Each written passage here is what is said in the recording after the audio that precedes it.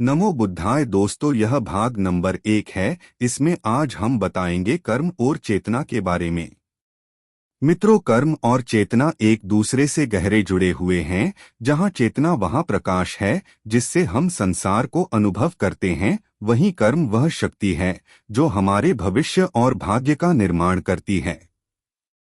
कर्म केवल शारीरिक क्रिया नहीं है, बल्कि इसमें आपके विचार, वाणी और इरादे भी शामिल होते हैं। इसके मुख्य प्रकार इस प्रकार हैं। नंबर 1, संचित कर्म, अतीत के वे सभी कर्म जो अब तक एकत्रित हुए हैं। नंबर 2, प्रारब्ध कर्म, संचित का वह हिस्सा जिसका फल हमें वर्तमान जीवन में भुगतना पड़ रहा है, जैसे हमारा परिवार, शरीर आदि। नंबर 3, क्रियामान कर्म, वे कर्म है जो हम अभी वर्तमान क्षण में कर रहे हैं और जो हमारे भविष्य का आधार बनेंगे। नंबर 4, आगामी कर्म, वर्तमान कर्मों के परिणामस्वरूप भविष्य में मिलने वाले फल।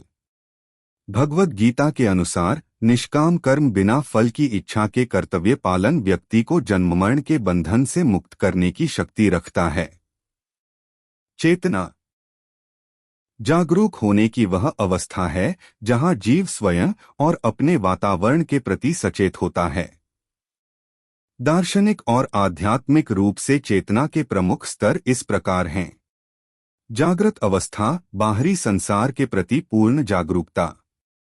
स्वप्न अवस्था, जहां मन की स्मृतियां और कल्पनाएं सक्रिय होती हैं।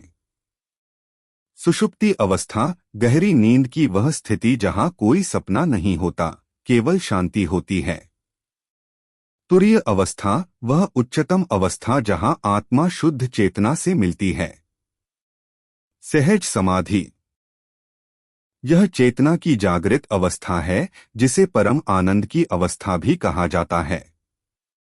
कर्म और चेतना का गहरा संबंध है। चेतना का स्तर कर्म को तय करता है। एक उच्च चेतना वाला व्यक्ति सदैव सकारात्मक और लोक कल्याणकारी कर्म करता है।